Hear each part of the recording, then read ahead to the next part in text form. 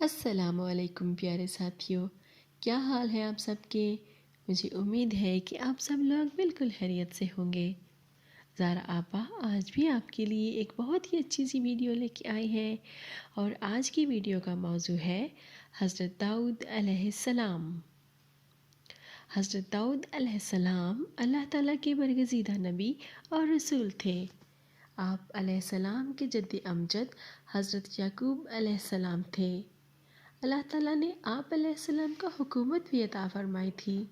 حضرت آدم علیہ السلام کے بعد حضرت داؤد علیہ السلام ہی وہ پیغمبر ہیں جنہیں قرآن مجید میں خلیفۃ الارض کہا گیا ہے۔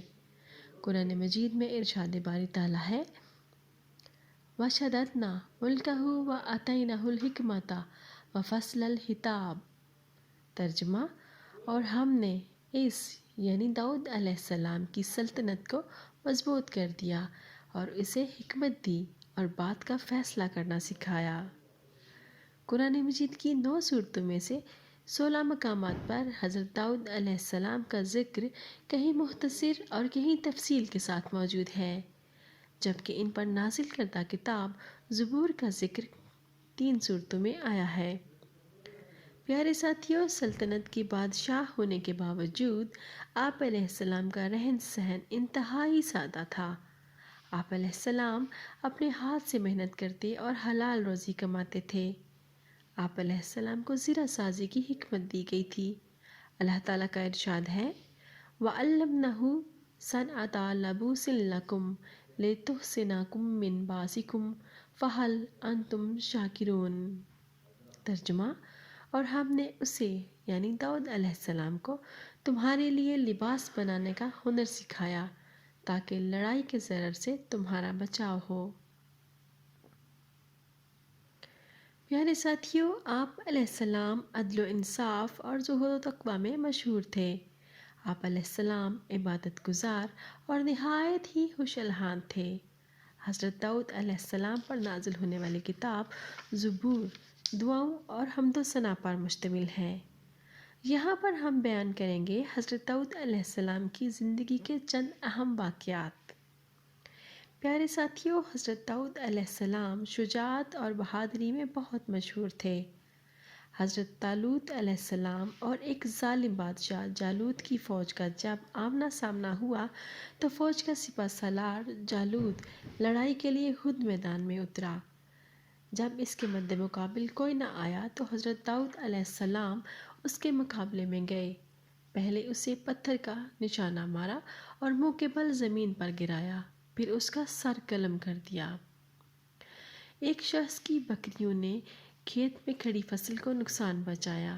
کھیت کے مالک نے بکریوں کے مالک پر تاوان کی ادائیگی کا دعویٰ کر دیا، اور مقدمہ جب حضرت داؤد علیہ السلام کی عدالت میں پیش ہوا، حضرت داؤد علیہ السلام نے فیصلہ سنایا کہ فصل کی مالیت جو کہ بکریوں کی مالیت کے برابر ہے، اس لیے بکریاں بطور تاوان کھیت کے مالک کو دے دی جائیں۔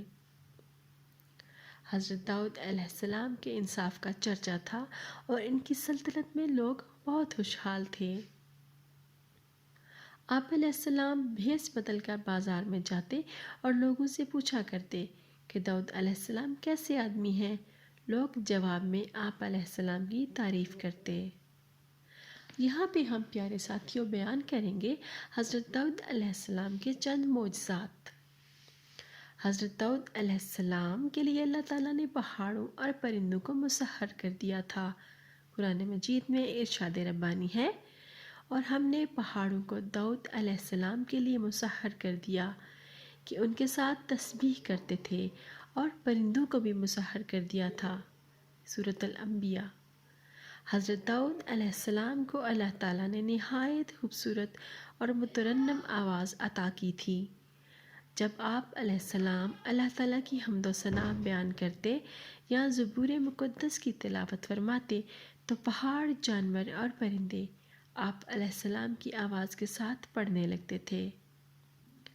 پیارے ساتھیوں، حضرت داؤد علیہ السلام کے ہاتھ میں لوہا موم کی طرح نرم ہو جاتا تھا۔ آپ علیہ السلام کو لوہا موڑنے کے لیے ہتھوڑے یا کسی اور اوزار کی ضرورت نہ پڑتی تھی۔ آپ علیہ السلام اس لوہے کے زرہیں بنایا کرتے تھے۔ حضرت داؤد علیہ السلام کی زندگی سے ہمیں حکمت اور دانائی کے ساتھ یہ سبق بھی ملتا ہے کہ رزق کمانے کے لیے کوئی بھی جائز پیشہ اختیار کرنا انبیاء کرام علیہ السلام کی سنت ہے۔ زبور کے معنی پارے یا ٹکڑے کے ہیں۔ اس کا ایک مطلب شعر بھی ہے۔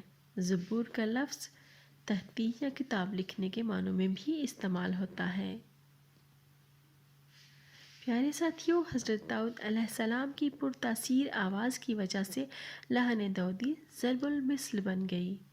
حضرت داؤد علیہ السلام کو یہ کمال حاصل تھا کہ وہ اپنی سواری کی زین کسنے کا حکم دیتے تھے اور زین کسی جانے سے پہلے ہی پوری زبور مقدس کی تلاوت فرما لیتے تھے۔ آج کے لیے بس اتنا ہی۔ زہرا آپا آپ کے لیے مزید ایسی ہی اچھی ویڈیوز کے ساتھ آتی رہیں گی۔ تب تک آپ یہ ویڈیوز اپنے دوستوں کے ساتھ شیئر کیجئے، میرے چینل کو سبسکرائب کیجئے، ان ویڈیوز کو لائک کیجئے، اور اگر آپ کے پاس اس چینل کو مزید بہتر بنانے کے لیے کوئی رائے ہے تو پلیز مجھے کامنٹ باکس میں آگاہ کیجئے۔ پھر ملیں گے انشاءاللہ۔ اجازت دیجئے۔ اللہ حافظ۔